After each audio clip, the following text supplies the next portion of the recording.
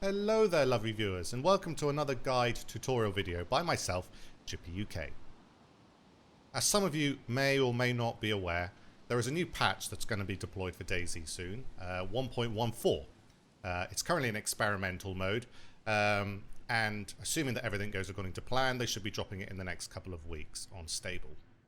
One of the main additions to this new patch is going to be toxic zones. These are going to be in the form of 2 static zones, for example, on Chernarus, and also dynamic zones in cities and stuff, where these things can appear, which are really going to change the gameplay and dynamics of how we play DayZ.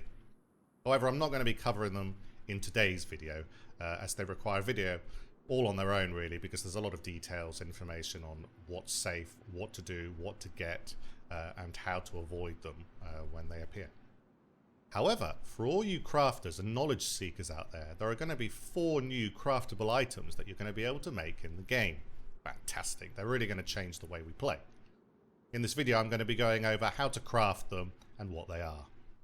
As always, if you like the video, please consider dropping a like and subscribe for future content. I also have quite a few other videos, tip videos, guides and tutorials for maps like Namausk as well. So please feel free to have a look back on some of my previous videos.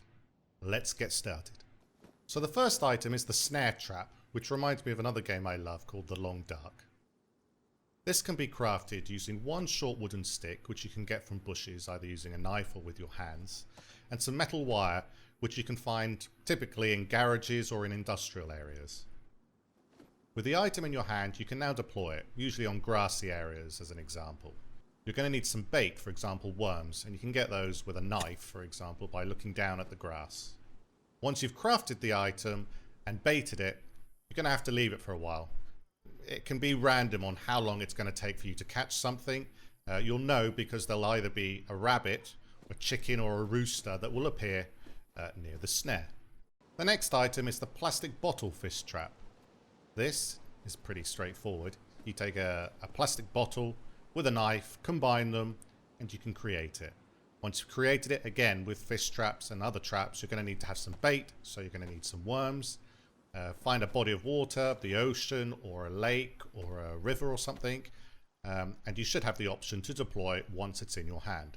Then take the bait, add it to the trap, and away you go. You can also craft a slightly larger version called the fish trap. This is just with some netting and metal wire. Same procedure that you did for the bottle fish trap. Add bait, place it in water, and voila. Aha, my favorite, the tripwire. 2 sticks and wire to create the tripwire. Then you want to add a grenade, concussion or stun to that once you've deployed it.